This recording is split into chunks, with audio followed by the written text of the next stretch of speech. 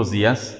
Les damos la bienvenida a nuestro servicio virtual en este domingo 19 de septiembre del año 2021. Como siempre, nosotros continuamos orando por ustedes, pidiéndole a Dios que nos guarde, que nos proteja y que nos ayude en estos tiempos.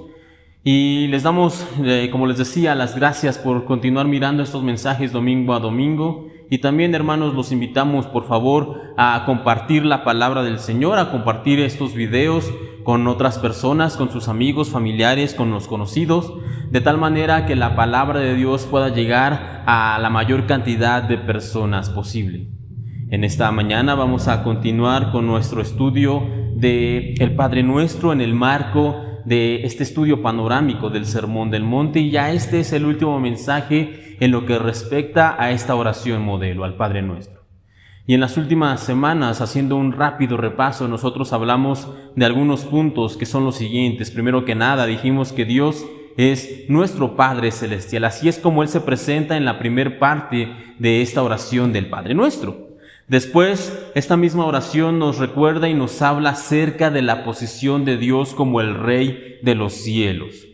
Continuando con lo que estuvimos diciendo, esta oración modelo también nos habla acerca de la santidad de Dios, y por lo tanto esta santidad, o el pensar en esta santidad, debe llevarnos a orar siempre con reverencia, entendiendo ante quién nos estamos presentando. Y por último, en las últimas semanas, hablamos de las diferentes peticiones que nosotros podemos hacerle al Señor, porque decíamos que esta oración modelo nos establece que podemos pedir por pan, podemos pedir por perdón, podemos pedir por la ayuda de Dios para enfrentar las tentaciones, y también, muy importante, podemos pedirle al Señor que nos dé su protección en contra del maligno, en contra de Satanás. Esto es lo que hemos estado viendo a grandes rasgos en las últimas semanas, y de esta manera nosotros estamos ya llegando a esta última porción de esta oración modelo, y lo podemos leer, hermanos, en la parte de Mateo 6, capítulo 6, versículo 13, en donde nosotros leemos lo siguiente. Por favor, búsquenlo en sus Biblias, Mateo 6, 13. Y no nos metas en tentación, mas líbranos del mal. Eso es lo que ya veíamos la semana pasada, y después la oración continúa y termina de la siguiente manera: porque tuyo es el reino y el poder y la gloria por todos los siglos. En esta última porción de la oración nosotros encontramos tres declaraciones que van a ser en esta mañana el foco de atención de nuestro estudio.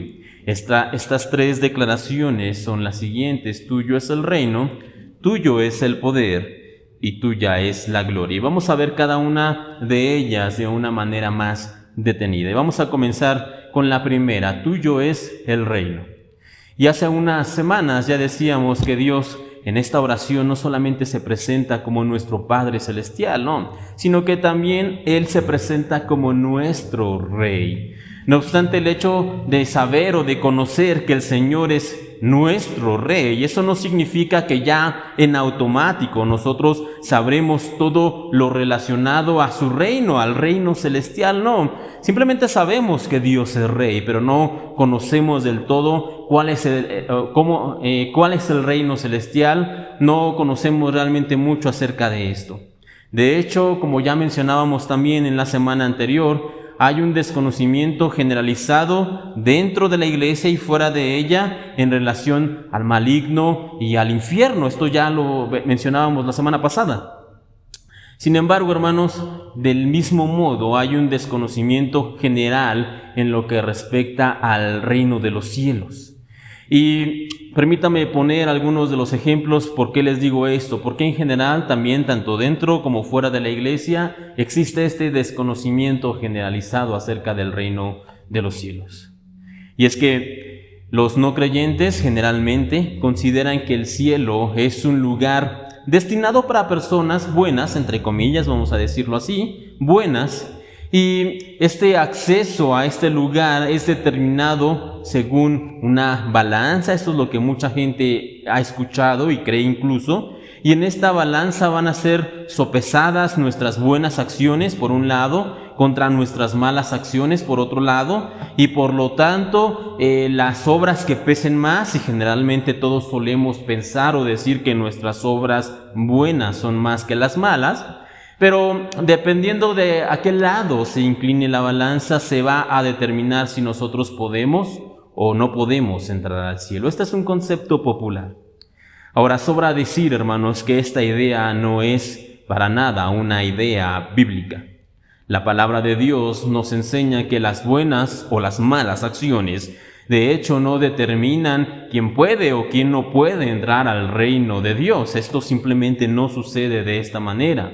De hecho, la Biblia lo que sí nos enseña es un versículo bastante conocido que hemos mencionado ya mucho en las últimas semanas, en Efesios capítulo 2, versículo 8 y 9, y eso es lo que realmente enseña la palabra de Dios, porque por gracia sois salvos por medio de la fe, y esto no de vosotros, pues es don de Dios, no por obras, y aquí está bastante claro, no por obras, para que nadie se gloríe. Por lo tanto, nuestra salvación y nuestro acceso al reino de Dios está totalmente determinado por la gracia de Dios, no por nuestras obras, no por qué tan buenos seamos o qué tan bien nos portemos. No, de hecho, la única manera de poder tener entrada a este reino de los cielos es por medio de la fe en Jesucristo y por medio de su gracia que nos ha salvado. Así que, hermanos, esta idea general, este concepto que se ha permeado a veces afuera de la iglesia de manera general, simplemente es un concepto equivocado, es un concepto falso. Otra de estas ideas erróneas que predomina en el panorama imaginario de la gente es que el cielo debe de alguna manera ser un lugar sumamente tedioso e incluso aburrido. Esto generalmente la gente lo piensa, y esta idea surge de hecho de muchas ilustraciones populares en donde se muestra el reino de los cielos como un lugar en donde solamente se está cantando o tocando el arpa, o se está casi en un eterno estado de meditación, y si lo pintamos de esa manera, por supuesto que sí, suena un lugar muy aburrido. Sin embargo, pensar de esta manera es realmente no conocer a nuestro Dios y cómo es que Él procede, cómo es que Él actúa. Y esto lo digo, hermanos, porque a lo largo de toda la Biblia nosotros vemos un Dios que para nada es un Dios aburrido o tedioso. No, de hecho, vemos en la Biblia a Dios que puso a trabajar a Noé para que construyera el arca por más de 100 años. Y si lo pensamos realmente, hermanos, Dios bien pudo salvar a Noé, a su familia y todos los animales que iba a salvar simplemente con pensarlo, con decirlo, con chasquear un dedo. Él pudo hacerlo, pero no. Él puso a Noé con un trabajo que le tomó mucho tiempo. ¿Y esto de qué nos habla? Bueno, estamos hablando aquí de un Dios que tiene una idea y un concepto de trabajo, de mantenernos enfocados en algo, de darnos un propósito.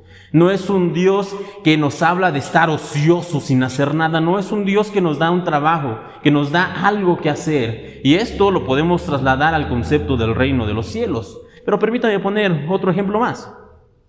También se nos habla en la Biblia que el Señor envió a su Espíritu a ciertos individuos cuando estaba el pueblo de Israel en el desierto, para que ellos trabajaran en la construcción y en la edificación de todos los elementos para el tabernáculo de Dios. ¿Y esto de qué nos habla o cómo lo podemos trasladar? Bueno, hermanos, aquí nosotros encontramos un Dios que promueve el arte, la creación, las cosas que se pueden construir y formar con las manos. Un Dios que es creativo. Y esto también lo podríamos transmitir o mover hacia el reino de los cielos. Un ejemplo más, hermanos. El Señor también en la Biblia se nos cuenta que hizo que el asno de Balaam hablara con el profeta en uno de los episodios más cómicos, porque cuando nosotros leemos, el asno habla con el profeta se pone a hablar con el asno sin darse cuenta siquiera que estaba hablando con un animal. Es realmente una locura todo este episodio. ¿Y de qué nos habla esto o cómo lo podemos trasladar al reino de los cielos? Bueno, nos habla acerca de un Dios que efectivamente no es un Dios aburrido, con una cara larga, no, sino que es un Dios que de hecho sí tiene sentido del humor, que sí puede gastar alguna broma incluso a un hombre como Balaam, haciendo que su burro hable. Ahora, es posible, hermanos, también que todos estos ejemplos y otros más que acabamos de mencionar, basándonos en el carácter de Dios, puedan sí estar reflejados en el reino de los cielos. Sin embargo, esto no lo sabemos con certeza, esto solamente es una posibilidad. Pero hay algo que sí sabemos con certeza en cuanto al reino celestial que nos espera, y la Biblia lo menciona de la siguiente forma, en 1 Corintios capítulo 2, versículo 9. Ningún ojo ha visto, ningún oído ha escuchado, ninguna mente ha imaginado lo que Dios tiene preparado para quienes lo aman. Así que aunque todo esto que acabo de mencionar les puede sonar bien, puede también ser posible que nada tenga que ver con el reino de los cielos, todo esto que les acabo de decir, sino que el Señor tenga, y de hecho lo creemos así, cosas más elevadas preparadas para nosotros, sus hijos. Con todo, hermanos, de cualquier forma, habrá siempre personas que piensen en el cielo como un lugar que es aburrido, ya lo decíamos, como un lugar irreal, como un producto del deseo de las personas para escapar de los problemas de este mundo, como una idea completamente absurda y ridícula. Generalmente todavía, o cada vez más, encontramos personas que tienen este concepto acerca del cielo. Y ante tales personas, hermanos, la respuesta que dio un autor, C.S. Lewis, que ya lo hemos mencionado en otras ocasiones, la respuesta que dio acerca del cielo siempre me ha parecido bastante excelente, muy correcta para estas personas que se burlan de aquellos que creemos en el cielo. Lewis dijo lo siguiente: no hay necesidad de preocuparse por los bromistas que intentan ridiculizar la idea del cielo cristiano, diciendo que no quieren pasarse el resto de la eternidad tocando el arpa. La respuesta a esas personas es que si no pueden comprender libros escritos para adultos, no deberían hablar de ellos. Toda la imagen de las escrituras de arpas, coronas, oro, etc., es, por supuesto, un intento meramente simbólico de expresar lo inexpresable. La gente que toma estos símbolos literalmente bien puede creer que cuando Cristo nos dijo que fuéramos como palomas, Él quiso decir que deberíamos poner huevos. Así que, hermanos, aunque esta idea pudiera parecerle ridícula a muchos, nosotros tenemos fe en ella y nosotros creemos que este reino de los cielos está reservado para aquellos que ahora hemos venido a ser parte de la familia de Dios, es decir, nosotros los creyentes. Ahora, tristemente, hermanos, continuando con esta idea, este desconocimiento acerca del reino de los cielos no solamente está limitado a la gente de allá afuera, a los no creyentes, sino que también dentro de la iglesia son muchos los cristianos que realmente no conocen ni saben nada acerca de este lugar que nos espera, de este reino celestial, cuando el Señor Jesús regrese por nosotros. No conocemos nada, no sabemos nada. Y alguno de ustedes en esta mañana podría decir, bueno, ¿no acabamos de mencionar que lo que nos aguarda en el cielo son cosas que ojo nunca ha visto y que oído nunca ha escuchado? Y sí, tienen razón en esto, la Biblia nos habla acerca de estos argumentos precisamente. Sin embargo, hay alguien que sí ha visto y sí ha escuchado y sí conoce este lugar, este cielo que nos espera. Y estoy hablando precisamente de nuestro Señor Jesucristo. Y aunque realmente Él no dio ni habló con todos los detalles, sino que simplemente dio algunos vislumbres de lo que nos aguarda en nuestra patria celestial, Él sí nos habló o sí nos dio algunas pistas de lo que nos espera. ¿O acaso no recordamos cómo en muchas de sus parábolas Él siempre solía iniciar con una frase como esta: el reino de los cielos es como, o el reino de los cielos es semejante a, o también ¿a qué compararé el reino de los cielos? Son muchas las parábolas del Señor Jesucristo que comienzan de esta manera, y tales parábolas nos hablan precisamente en vislumbres, en pequeños detalles de lo que nos espera en nuestra patria celestial. Ahora, en esta mañana, por cuestión del tiempo, no vamos a revisar todas estas parábolas, pero permítame traer a memoria algunos pequeños ejemplos de lo que el Señor Jesús nos enseñó y nos habló acerca del reino celestial, acerca del reino que nos espera. En estas parábolas, simplemente les voy a dar las citas rápidas, ustedes pueden buscarlas con mayor detenimiento en la semana. En estas parábolas, Cristo nos dijo que el reino de los cielos es un lugar para aquellos que son como niños. En Mateo 18 nosotros podemos leer esto. También nos dijo el Señor que el reino de los cielos es como un tesoro. En Mateo 13 nosotros leemos esto. También se nos dijo que el reino de los cielos es como un grano de mostaza que al crecer da sombra y cobijo a muchas personas. También en Mateo 13 leemos esto.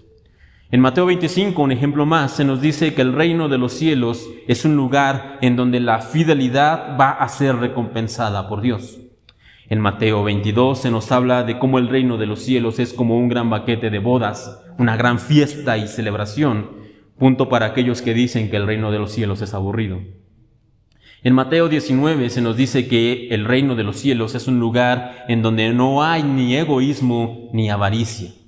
Y por último, hermanos, en Lucas capítulo 18 se nos dice que el reino de los cielos es un lugar en donde todo se nos da con abundancia. Nuestro Señor es generoso. Así que, hermanos, entendiendo esto, nosotros no debemos dejar de hablar del cielo, ya sea por temor o por las burlas o por las críticas. No debemos dejar de hablar del cielo ni desde los púlpitos, porque de hecho hablar del cielo, de nuestra patria celestial que nos espera, es una responsabilidad de los pastores y de los predicadores, y nosotros desde aquí al frente debemos continuamente recordarle a la gente que tenemos un cielo, una patria celestial a la cual todos nosotros nos dirigimos. Pero tampoco debemos dejar de hablar del cielo en nuestra vida cotidiana.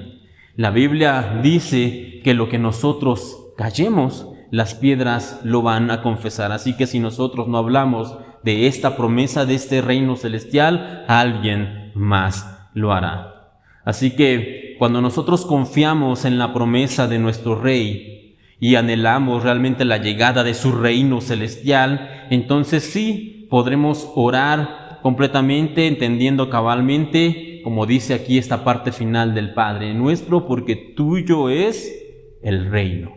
Cuando nosotros entendemos esto, podremos orar realmente: Señor, tuyo es el reino.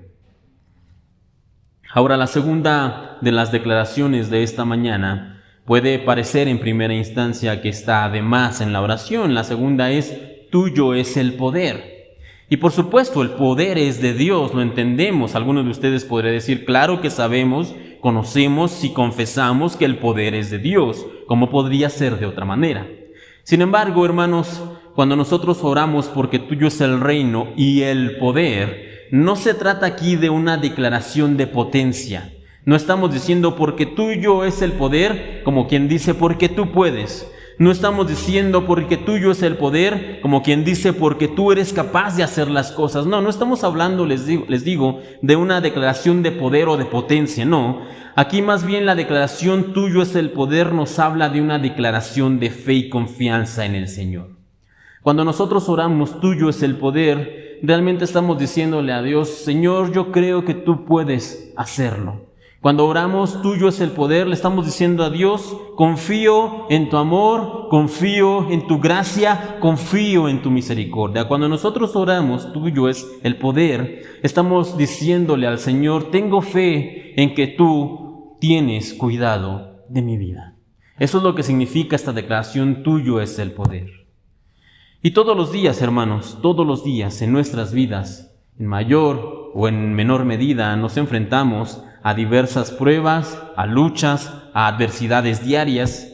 Y cuando nos encontramos en estas situaciones, necesitamos recordar esta fe que hemos depositado en el Señor. No obstante, si somos muy honestos, en muchas ocasiones, cuando nos encontramos atravesando las pruebas de la vida, nos parecemos mucho a aquel hombre que nos habla en Marcos 9. En Marcos 9, y permítame poner un poco de referencia acerca de esto. En Marcos capítulo 9 se nos dice que el Señor había subido a orar con algunos de los discípulos, no con todos, y otros se habían quedado abajo esperando al Señor. Y mientras esperaban, se presentaron algunas personas para que fueran sanadas, y entre ellos había un muchacho, un padre con su hijo. El muchacho estaba endemoniado. Y los discípulos que habían quedado esperando intentaron reprender al demonio, pero no pudieron.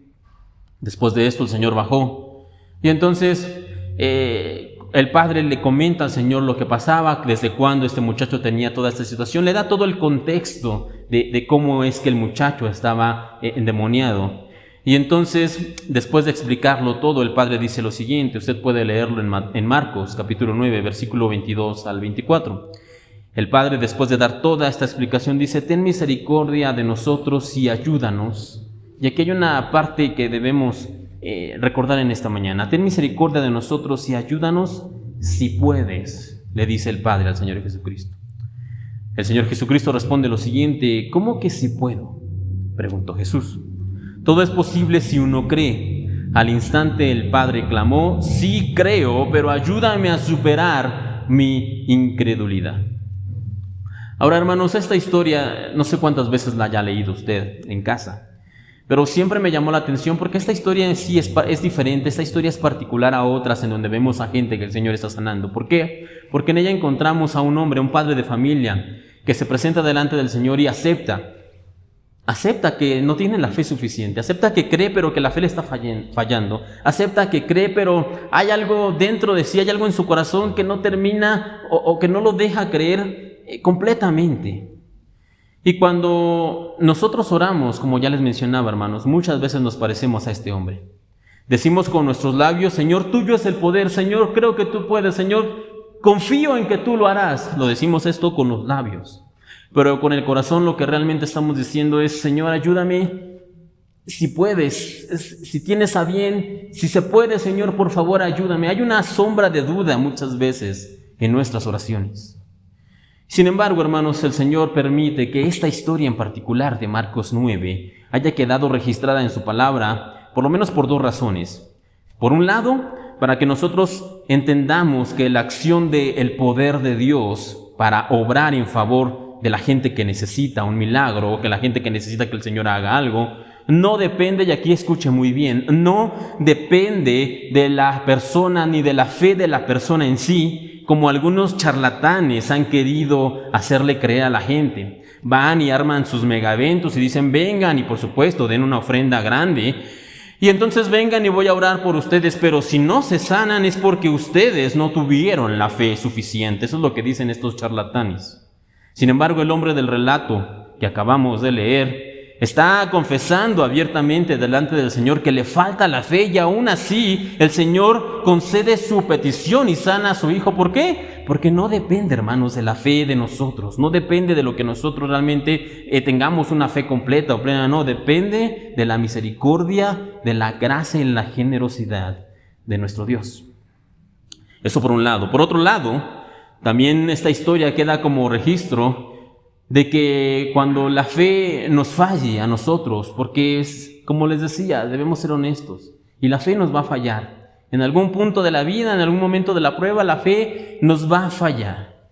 Y en lugar, hermanos, de aparentar que tenemos algo que realmente no está en nosotros, de pararnos al frente y decir: sí, Señor, yo creo y confieso y realmente tengo la fe, en lugar de aparentar algo que no tenemos, hermanos, es mejor orar y confesar como aquel padre de este relato que leíamos: Señor, sí creo, pero ayúdame a superar mi incredulidad. Señor, sí creo, pero ayúdame a superar esta incredulidad. Y ante tal confesión, hermanos, nosotros no tenemos a un Dios que se va a enojar o que nos va a reprender y a castigar duramente. No, este no es nuestro Dios. Nosotros tenemos a un Dios, tenemos a un Padre que nos entiende, que se compadece de nosotros, que viene y nos ayuda y que incluso fortalece nuestra fe que está flaqueando. Por lo tanto, hermanos, cuando terminamos nuestras oraciones confesando: tuyo es el poder, o en palabras más sencillas: Señor, creo que tú puedes ayudarme, nosotros debemos hacerlo, pero realmente con fe. Y si esta fe nos faltara, hermanos, en lugar de huir y de escondernos pensando que esta incredulidad va a enojar a Dios o que nos va a separar de Él, no. En lugar de hacer eso, mejor pidamos al Señor que nos conceda la fe que nos falta para orar como es debido. Y tenemos, como les decía, un Padre que nos entiende y que nos ayuda incluso en estas situaciones. Por último, hermanos, la tercera declaración para terminar esta oración del Padre Nuestro nos recuerda una verdad, una gran verdad que la Iglesia ha sabido prácticamente desde el mero principio, desde la fundación de la iglesia. Los discípulos conocían muy bien esta idea. La iglesia primitiva basó toda su esperanza en esta idea. Los padres de la iglesia escribieron acerca de esta declaración y toda la enseñanza de los reformadores culmina en esta verdad. ¿Cuál es esta verdad? Leamos de nueva cuenta Mateo 6:13, donde nosotros leemos lo siguiente: porque tuyo es el reino, ya lo veíamos, el poder, también ya lo mencionábamos, y la gloria por todos los siglos. Y esta última declaración, tuya es la gloria, es en donde nos vamos a concentrar en este punto. Ahora, mencionaba hace un momento, hermanos, que dentro de las enseñanzas de la Reforma se llegó a la conclusión de que efectivamente solo a Dios debe ser dada la gloria. Esta fue la conclusión final del movimiento de la Reforma protestante. Y el camino, hermanos, que nos lleva a esta declaración, a este entendimiento, está compuesto por otras 4 verdades, de acuerdo a la enseñanza reformada. Y estas 4 verdades son las siguientes: solo la Escritura, solo por fe, solo la gracia y solo Cristo. Y me gustaría en esta mañana, ya para terminar, hablar un poco de cada una de estas declaraciones que nos conducen a decir o a confesar que solamente a Dios se le debe dar la gloria. Y comenzamos con solo la Escritura. Y solo la Escritura, hermanos, es un principio que los reformadores establecieron para referirse, a que solamente la Biblia, lo que nosotros tenemos como la Biblia, es nuestro libro de fe y de conducta, solamente la Biblia. Y esto, hoy en día, por supuesto que puede sonar bastante obvio. Por supuesto, la Biblia es nuestro libro de fe y conducta. La Biblia es lo que nos habla, nos enseña de Dios, sí. Sin embargo, en la época de la Reforma, la Biblia había sido completamente olvidada e ignorada, casi como les digo, por completo. De hecho, la Biblia ha sido hecha a un lado a tal grado que gran parte de la enseñanza dada a las personas domingo tras domingo provenía generalmente de fábulas, de historias lindas, de tradiciones humanas, e incluso se dice que muchos sacerdotes, quienes eran los encargados de proveer a la gente el conocimiento de Dios, nunca en su vida habían leído una Biblia. Porque las Biblias estaban reservadas solamente para ciertos niveles, estaban escritas en latín, no todos hablaban latín, así que incluso había sacerdotes, como les comento, que en su vida habían tocado una Biblia. Ahora, ante tal situación, se volvió absolutamente necesario enseñarle a la gente e indicar que la Biblia es la única, escuche bien, la única fuente de conocimiento de Dios. ¿Por qué? Porque en ella nosotros encontramos su palabra, encontramos su consejo, su sabiduría, su poder, su guía. En otras palabras, hermanos, la Biblia es lo único que nosotros necesitamos realmente para poder conocer a Dios. No necesitamos de sacerdotes, ni de apóstoles, ni de experiencias extrasensoriales, ni de revolcarnos en el piso, ni de sueños, ni de visiones. No, hermanos. Lo único que nosotros necesitamos como hijos de Dios, como verdaderos creyentes para conocer a Dios y su voluntad, es su palabra, es la Biblia, es solo la Escritura. Un versículo que nos reafirma esto y que debemos tener siempre presente es aquel que encontramos en 2 de Timoteo 3:16, en donde se nos dice lo siguiente: toda la Escritura es inspirada por Dios y útil para enseñar, para redarguir, para corregir, para instruir en justicia. Solo la Biblia, solo la Escritura es lo único que necesitamos. Ahora, pasemos al segundo punto, solo por fe. Y este segundo principio que fue dejado por los reformadores, hoy en día, una vez más, parece una declaración muy obvia. Solo por fe somos salvos. Sí, esto es básicamente kindergarten entre los cristianos. Somos salvos solamente por la fe, lo sabemos, lo conocemos. No obstante, de nueva cuenta debemos regresar al contexto de aquel entonces, y es que la enseñanza popular en la época de los primeros reformadores dictaba que para que la gente pudiera ser salva era necesario de alguna manera ser partícipes de una serie de ritos, de tradiciones y obras que iban a congraciarnos con Dios. Y entonces sí nos daría un acceso al Señor, pero teníamos que participar de todo este sistema religioso y de obras. Ahora, sobra decir, hermanos, en esta mañana que la Biblia, por supuesto, no enseña esto. Pero recordemos el punto anterior que veíamos. La Biblia había sido relegada, había prácticamente había sido puesta a un lado, y lo que dominaba en ese entonces era la tradición y los ritos inventados por los hombres y por la iglesia dominante de aquel entonces. Luego, al descubrir estos reformadores que el Señor nos salva solamente por la fe y no por obras, como se venía enseñando, esto fue una luz que trajo a las personas paz, les trajo confianza y también trajo alegría a la vida de millones de personas que habían sido educadas en el pensamiento de que el Señor les había impuesto pesados yugos que era imposible cumplir. Y mucha gente realmente estaba enojada con Dios porque ellos decían: Dios quiere que seamos prácticamente perfectos, pero no podemos. ¿Por qué? Porque la gente desconocía que eran salvos solamente por medio de la fe.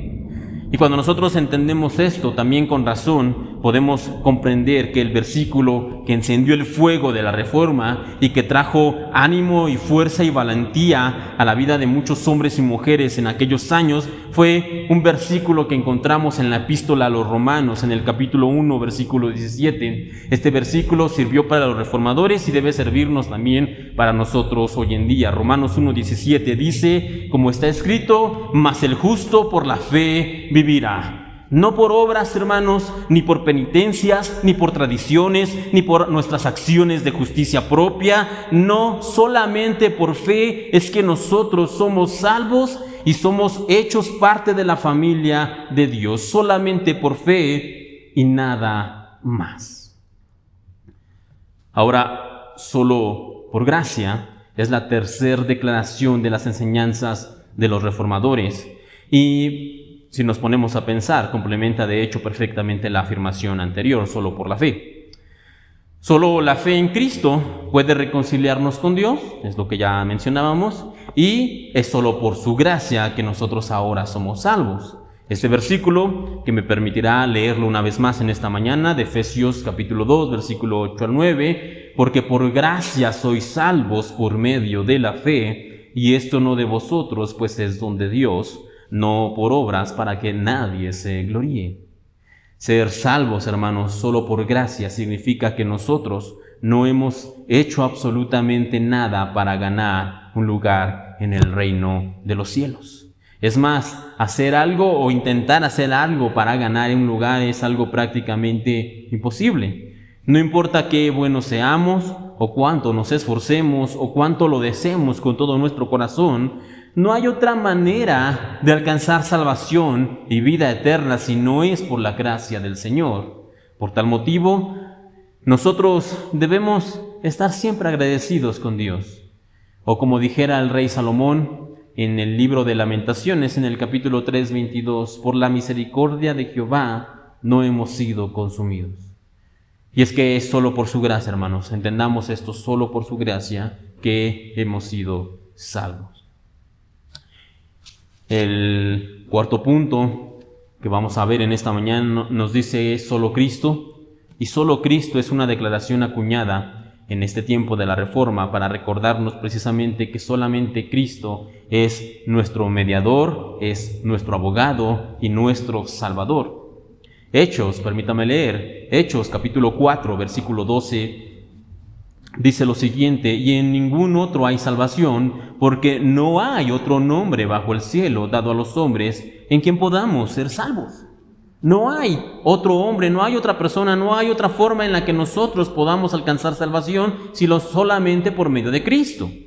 Y una vez más, esta declaración en esta mañana, en estos tiempos, parece bastante obvia y evidente. No obstante, una vez más, esta declaración fue hecha en un tiempo en que la exclusividad de la salvación por medio de Cristo había sido puesta a un lado.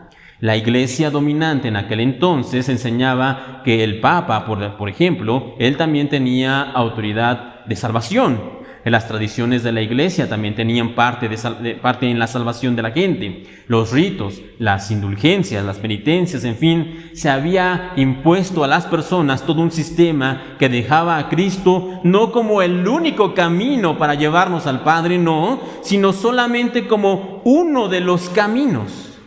lo cual, hermanos, es contrario a lo que nos enseña la Escritura.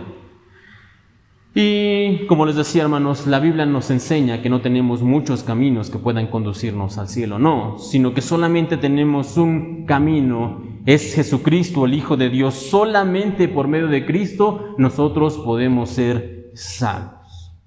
Ahora, ya que entendemos de una mejor manera estas 4 declaraciones que hemos estado hablando, hermanos, las podemos colocar de la siguiente manera, y escuche con mucha atención. Solo la Escritura, la primera de ellas, solo la Escritura, que es palabra de Dios, puede darnos luz para conocer al Señor.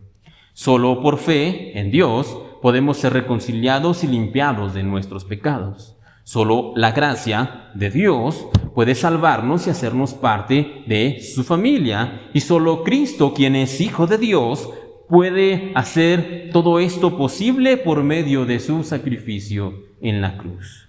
Luego entonces, hermanos, cuando entendemos esto, cuando nos queda muy claro, la única conclusión posible a la que nosotros podemos llegar ante estas declaraciones es precisamente entender que, como la oración del Padre Nuestro nos enseña, que solo tuya, Señor, es la gloria.